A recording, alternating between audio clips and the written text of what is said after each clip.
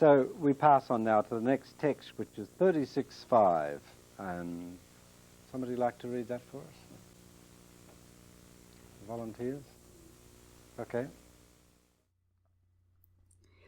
Nothing is more effective and speedier in bringing a soul to humility than for it to discover the truth in its own regard. There is no scope here for dissimulation or deceit. On the contrary, the soul should simply confront itself without averting its gaze.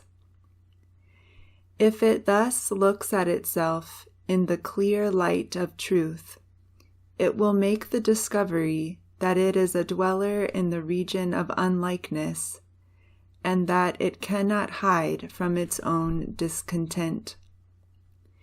Then, out of this unhappiness, it will cry to the Lord in the words of the prophet, "In your truth you have humbled me." How can a soul not be humbled by such truthful self-knowledge?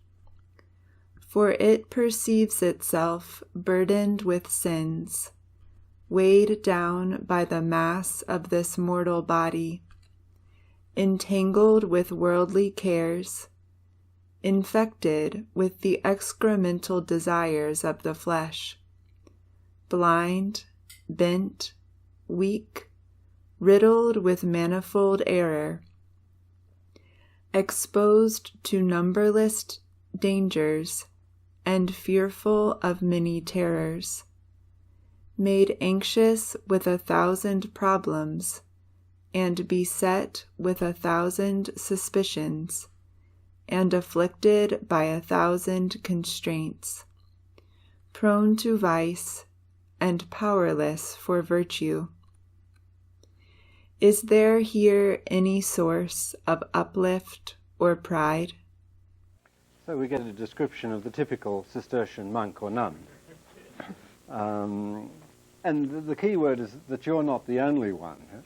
That's what you should have experienced when you read that. Well, everybody is like me. You're not the only one. That is, weighed down, burdened with sins, weighed down by the mass of this mortal body, entangled with earthly cares, infected with the excremental desires of the flesh, blind, bent, weak, riddled with manifold error, exposed to numberless dangers and fearful of many terrors, made anxious with 1,000 problems and beset with 1,000 suspicions, afflicted by 1,000 constraints, prone to vice and powerless to virtue. Anybody identify with that or not identify? Now, tell me something about the man who wrote this. Was he depressed when he wrote that? Anybody like to? Yeah, and talk about it in that way. You know, he's having the time of his life. He's having great fun writing about those wonderfully balanced sentences. You know, a good range of vocabulary, evocative imagery, which I have toned down lest it offend pious ears, which is contrary to my wont, but still. Don't mind offending a few pious ears now and then, but neither did he. But that's a typical description of what we are, and if we rebel against it, if we say, oh, a human being is not like that, remember this is being built on the basis that we are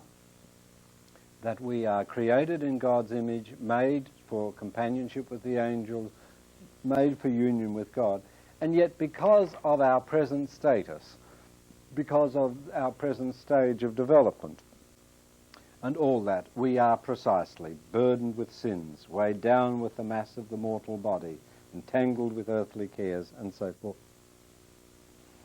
And so, don't think that Bernard has a gloomy idea of life. What he's trying to say is that if I look around this room and try and get the lowest common denominator, the one who's in the worst possible situation, oh, yes, I know who it is now,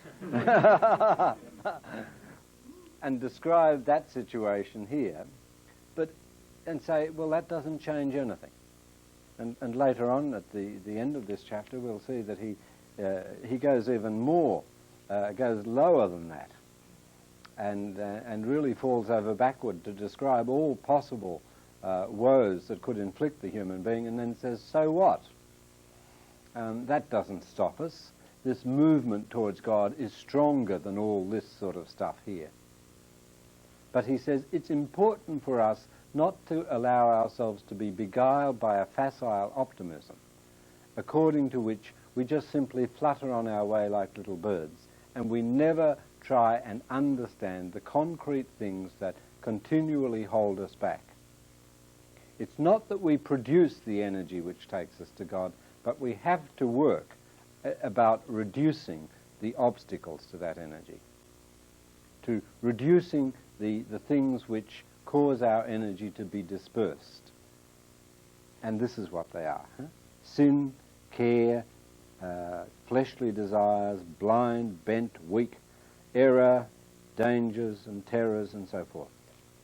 But otherwise, if you look at that text, which is so interesting, he's saying that nothing is better medicine for any enemy that we might have than truth, than the knowledge of that it's there. Nothing is more effective and speedier in bringing a soul to humility than for it to discover the truth in its own regard. Truth can often be painful, and in this case it probably is very painful, but it is never a step backwards. And if it takes grave sin, if it takes big mistakes and errors and public shame to bring me to a knowledge of my own weakness, then that's all to the better. It would have been nice if I could have just come to that knowledge directly. But even my own mistakes, even my own problems, even my own sins, if they contribute to my knowing exactly how much I need God, in other words, how far back I am from God and how much I need to have him for the fullness of my own life, then in Bernard's analysis, and we'll see this in great detail in the next segment, this is a good thing. It's a very, very risky kind of doctrine, but it's the one that he says. So truth is an absolute good. And if anything that brings me to understand the truth about myself, even though it's bad news, must necessarily be a good thing. There is no scope here for dissimulation or deceit. If you're going to God, the first thing you have to get rid of is all your foolish ideas about yourself, especially about your own virtue, and especially about your own capabilities and capacities, if any. To get rid of all that. On the contrary, the soul should simply confront itself without averting its gaze. And here Bernard is in the whole line of thing coming from Socrates, I suppose, to know yourself, to understand who you are, and this will serve as the basis for any genuine human progress. To know who I am and what I am, and to accept that. Even though it's unpleasant, the soul should simply confront itself without averting its gaze. If it thus looks at itself in the clear light of truth, it will make the discovery that it is a dweller in the region of unlikeness, and that it cannot hide from its own discontent. In other words, to make contact with that point of divine discontent that is within us. Go back to Augustine, the one quote we all know, "You have made us for yourself, O God, and our hearts are restless, are discontented, until they rest in you." And to keep making contact with this point, not to settle down and say that I'm finally captured the market in happiness, and that I'm guaranteed happiness. So to find that discontent within ourselves. And here we're under a sort of tyranny, a tyranny that tells us that everything should be beautiful, everything should be good, and we should be happy. And we feel that if we're not happy or if we're discontented with ourselves, it's a bad thing. But on the contrary, St. Bernard is saying, if one looks at oneself and discovers ugliness there and is discontented, well, that shows that at least your eye is healthy. If you look at yourself and see that there is something which needs to be remedied, at least you're able to see okay. But if you look at yourself and say, beautiful me, nothing wrong there, clear and spotless without stain or wrinkle, well, it's just that you're blind. That's all. You know, you may be happily blind, happily repressed, if you've never discovered your own passions and angers and whatever, happily repressed, but still repressed, not fully human. Well, if it thus looks at itself in the clear light of truth, it will make the discovery that it's a dweller in the region of unlikeness, and that it cannot hide from its own discontent. And from this discontent is born our prayer. Then out of this unhappiness it will cry to the Lord in the words of the prophet, "In your truth you have humbled me." For how can a soul not be humbled by such truthful self-knowledge? For it perceives itself burdened with sins, weighed down by the mass of this mortal body, entangled with earthly cares, infected with the excremental desires of the flesh, blind, bent, weak, riddled with manifold error, exposed to numberless dangers and fearful of many terrors, made anxious with 1,000 problems, and beset with 1,000 suspicions, and afflicted by 1,000 constraints, prone to vice and powerless for virtue. Is there any source of uplift or pride here? So you can see why Luther liked St. Bernard, and probably Paul would have liked St. Bernard. During the time of exile, the soul is a vagabond, forced to dwell in the region of bodies, always lamenting its involvement with this body of death. Woe is me, how vile is the covering you seek, O unhappy soul. The body is a dung heap, and the soul resents being surrounded by the repulsive excrement of the bodily prison, and so forth. And if you think that this is all Bernard, we find the same thing in Gregory the Great, who was one of Rome's premier spinsters, and not prone to strong language. He talks about the body as a sterquilinium, the sentence reads, "Sterquilinium hunc ipsam corruptibilitatem corporis appello." I call this corruptible character of the body a dung heap. And it's commonplace in the language, and so Job sitting on his dung heap and all this kind of thing.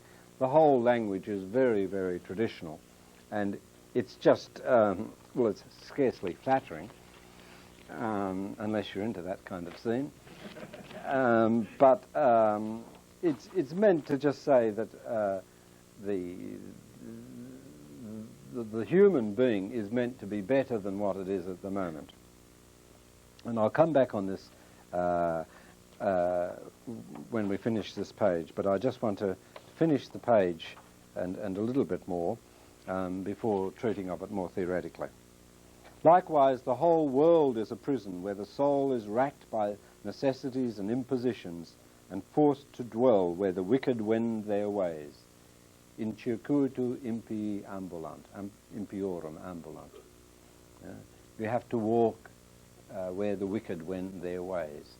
So we're forced to dwell with people who, instead of helping us to go to God, seem to inhibit us. Not in the monastery. All this negativity is a bit hard to take.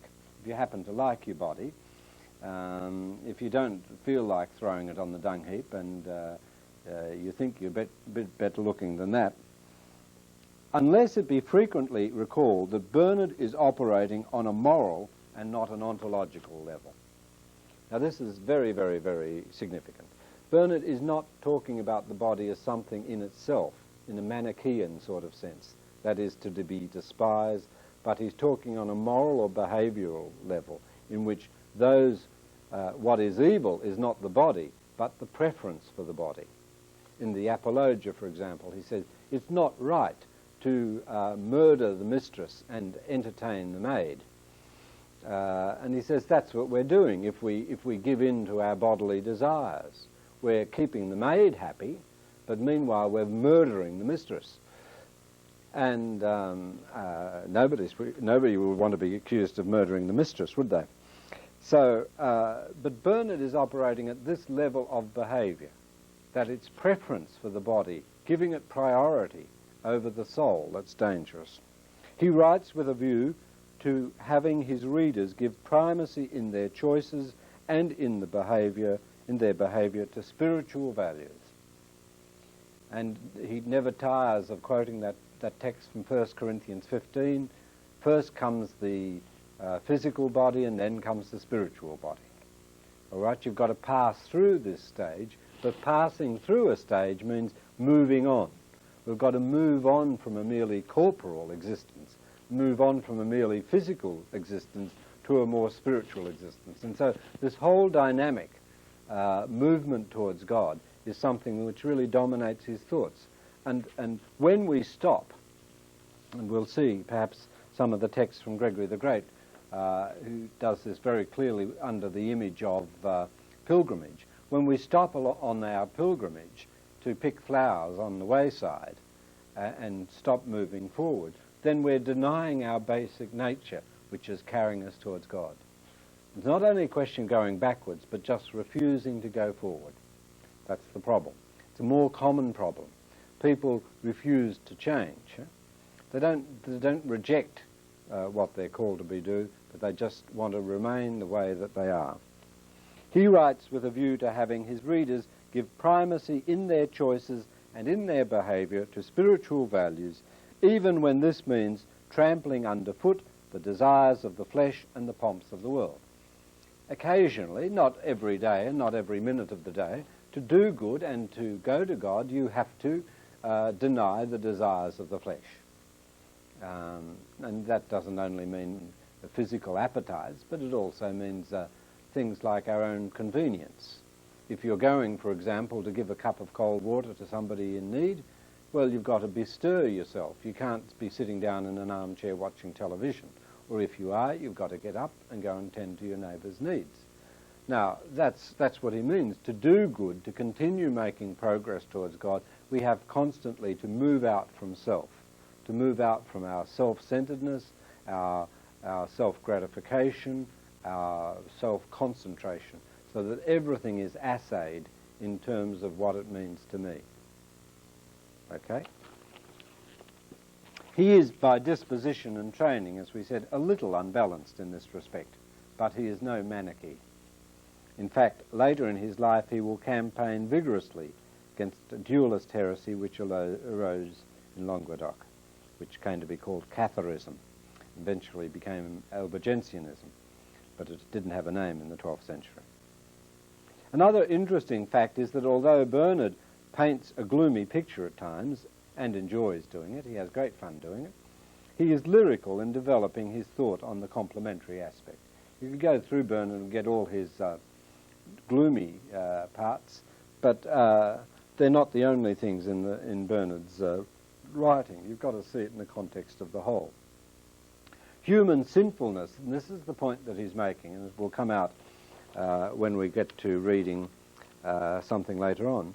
Human sinfulness and degradation is no obstacle to the overwhelming power of divine love.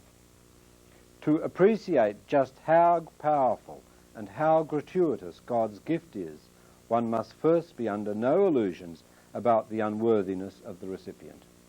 If I think that I'm worthy of God's love, if in some way I think I'm pretty good, well, my experience of God's love will simply say, well, he's got good taste, he likes me, and I can understand that. Because, well, all things considered, I'm not so bad.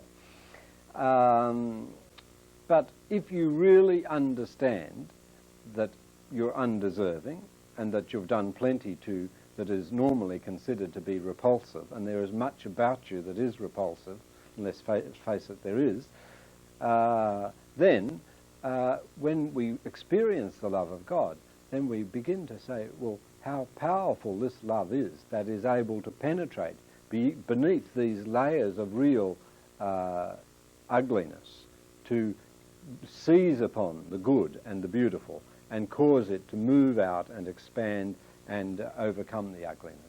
It's the love of God which is paramount in Bernard's thought, the gratuity of God's love, and the fact that we can never love him properly unless we have experienced that gratuity.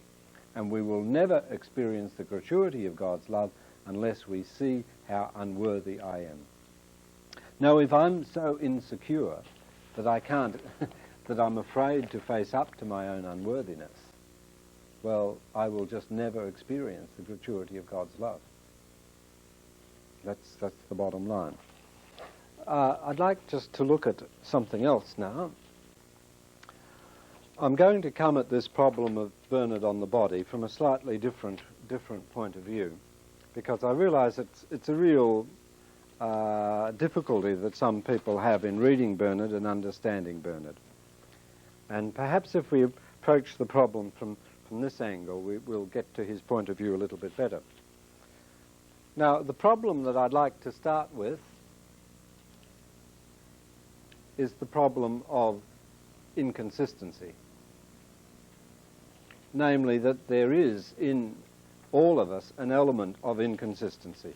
That is to say, we say, who are you? We are seekers of God. I can stand up here and give wonderful conferences, you'll admit, but my life isn't all that much. And if I could only practice what I preached, you couldn't look at my face without sunglasses. And this is pretty well the problem. If somebody drags us out into the guest house and makes us speak in front of a television camera why we came to the monastery, we trot out all the most wonderful things and beautiful phrases. We even surprise ourselves. And maybe we write to people and so forth.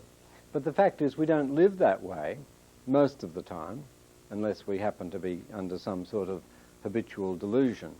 So there's a kind of inconsistency with what I really believe in and the values that I have and the spiritual aspirations that I have and the way that I live and in concrete daily life. And if somebody were looking over my shoulder, they could say, look at this doesn't gel, this doesn't mix with what you believe. And I'd have to say that's perfectly true. I believe in compassion, but I can be very cruel at times. And so it's exactly the same. That's one of the problems that we ourselves face repeatedly in life, and it's the sort of thing that St. Paul brings up with regard to the pious Jew in the 7th chapter of Romans, where the things that I do, I don't do. The things that I want to do, I don't do. The things that I don't want to do, I go off and do them without any regrets. And so he says, I'm caught between this double law in my members. The law, my mind approves the beauty of God's law, but in my members another law operates. So this problem of inconsistency, which is part of the human condition. That is to say that there are loves, desires, appetites, and affections, to use the kind of medieval vocabulary, which work against the will direction of my life. All right, I want to go a particular way, at least that's what I say on television, that I'm a monk and I'm a seeker of God and all that kind of stuff. Well, why do I live the way that I do? Why did you do this? Why do you continue doing that? If you were sitting on my shoulder like a parrot, you'd probably be able to say this all the time. Why are you allowing your concrete behaviour to be dictated by loves and desires and instincts and appetites and affections and kinks and neuroses and all sorts of things which work against the will direction of my life, which don't take me to God? That's the big question, isn't it? I hope we all experience that. If we don't, we ought to go and hit ourselves on the head with a hammer or something, because there's something wrong. We must, if we've got any sensibility at all, experience the poignancy of having decided strongly on one thing and actually living another way. Got a problem? I thought you had a question. So, and the result of this is that it prevents growth. We don't go ahead. I come into a monastery, 28 years in a monastery, 38 years, 98 years in a monastery, and I'm still no better. Now, how are we going to cope with that? Because I can't grow when all my energies are heading off in a different direction. They're pulling me back. I've got a very strong natural tendency which takes me ad imaginem, which takes me towards the Word. but yet I use all my other energies in holding it back. So the solution, we have a solution at no extra cost. We offer you a solution, at least the name of the solution. The solution is integration. If you've got horses, I don't know very much about horses, though I did ride a horse across the Sahara Desert recently, but that's another story.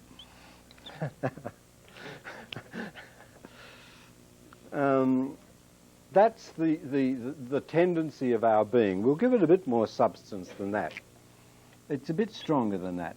It's really innate, this innate desire for God, this need for God, which even before it rises in consciousness is pulling me in the direction of God.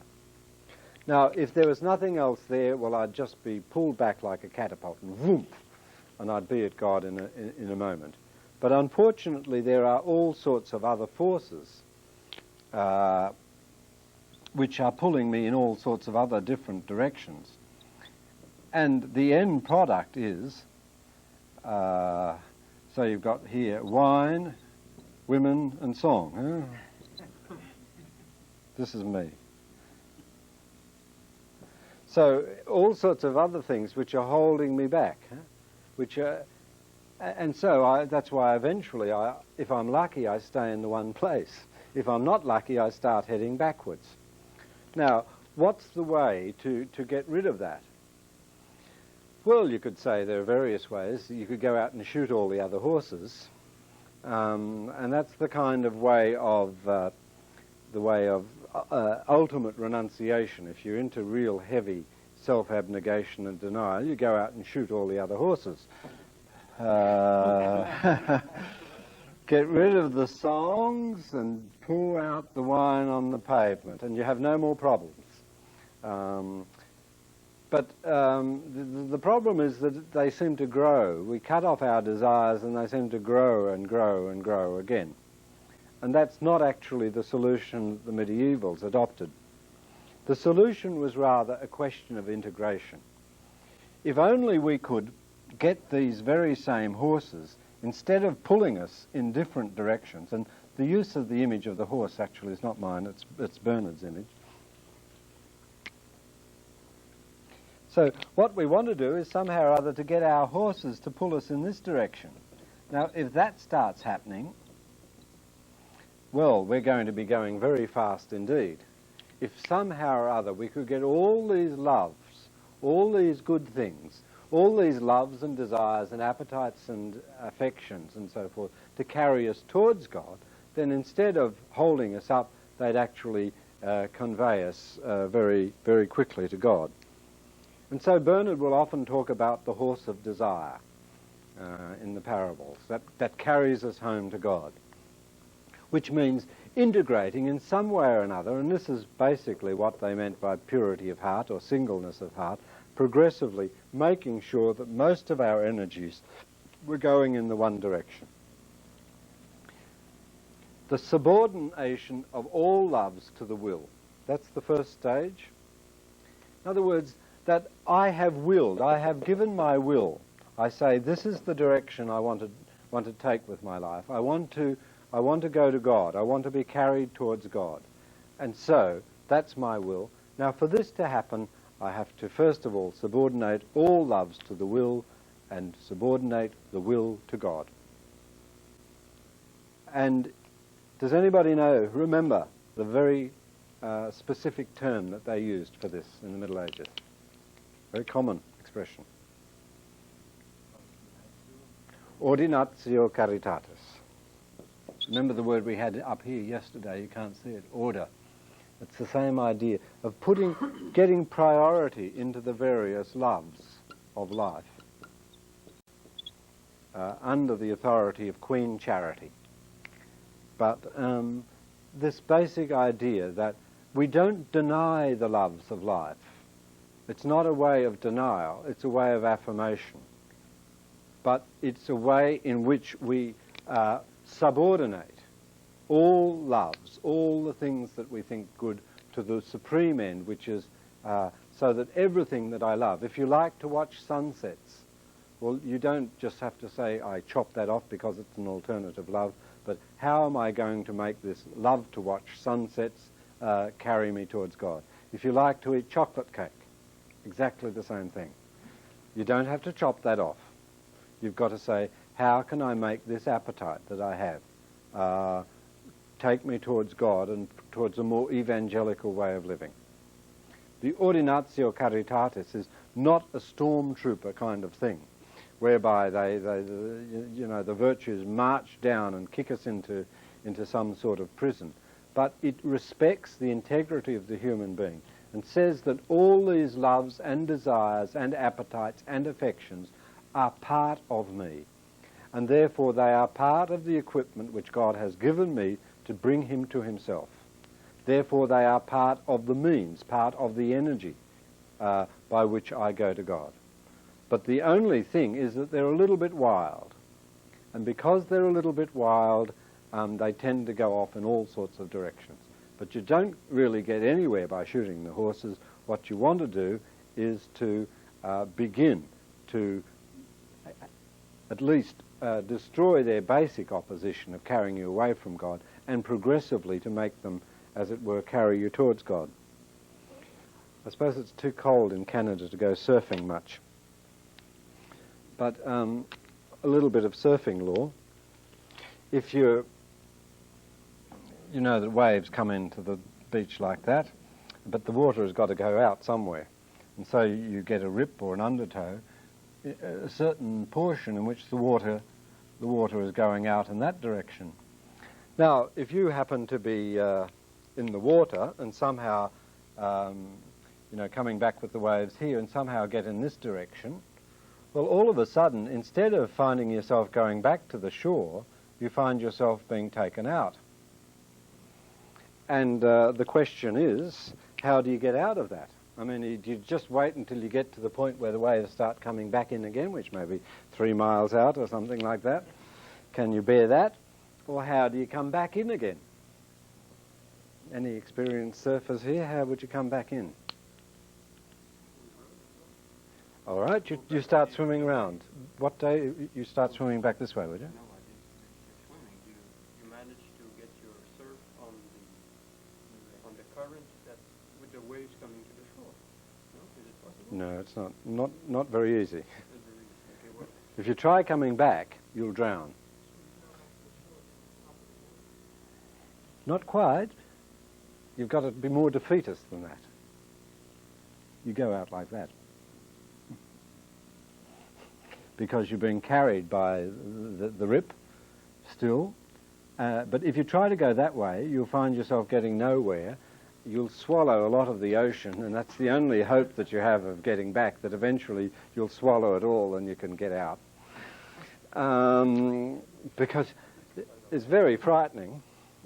But the way you've got to say, even to try and swim like that, or to try and swim like that, if it's a good strong rip, then you won't go at all, because you just don't have the strength. Where it's relatively easy, once you've got your cool, to say, all right, I'll go with the water and I'll just make a slight little adjustment to the direction. And eventually, by this time, you get out and then you just come in again.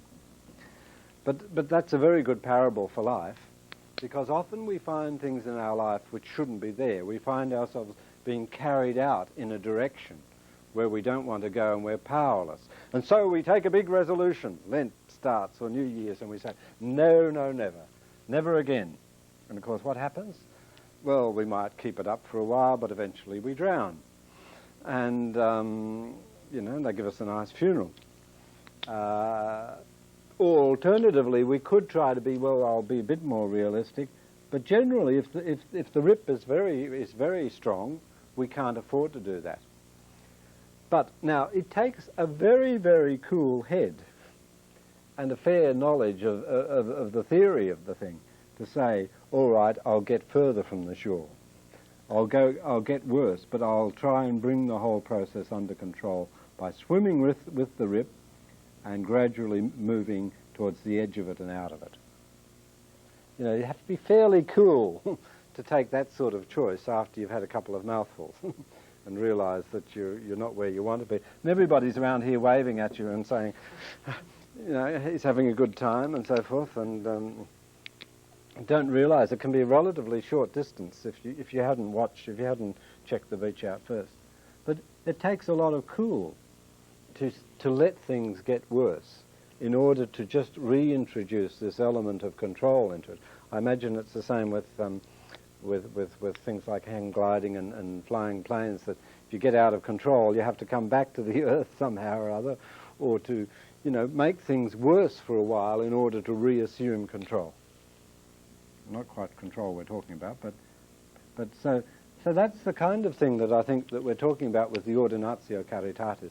Progressively, some of these forces, I mean, we don't just go up to our room and turn the horses around one at a time and they're all taking us to God, but rather, progressively, we've got to see the things that are blocking us on our way to God and start taking cold-blooded steps, recognising them in all honesty. This is something that's real in my life, that's holding me back from God. It's very operative in my daily behaviour. But then allowing myself to just simply guide it around until progressively it's contributing less to the whole work of being an obstacle, and maybe at some stage it begins even to contribute a little bit of forward motion. Subordination of all loves to the will, and subordination of the will to God. And so the ordinatio caritatis is fundamentally what we're talking about. Now, when we come to the thing of the body, what we're saying is that Bernard's criticism of the body is that very often it is disordered. The affections of the body are our enemies because they're carrying us out somewhere against our will. They're stopping us from moving towards God. They're preventing us from growing in the direction that we want to grow. So his criticism of the body operates at the level of morals or behaviour. It's not a theory of being or a dualistic philosophy, despite the fact that there are a few sixpenny philosophers and philosophical writers who insist that it's Platonism or Neoplatonism or something else. But it's fundamentally an experiential sort of thing. There are bodily appetites which prevent us from continuing our search for God. Bodily need for ordinary human needs, which are more or less universal, but which are particularized in every case, which can serve as a concrete obstacle to our forward progress. And if we're to make progress, we've got to turn those things from being obstacles into contributing something positive to our forward process.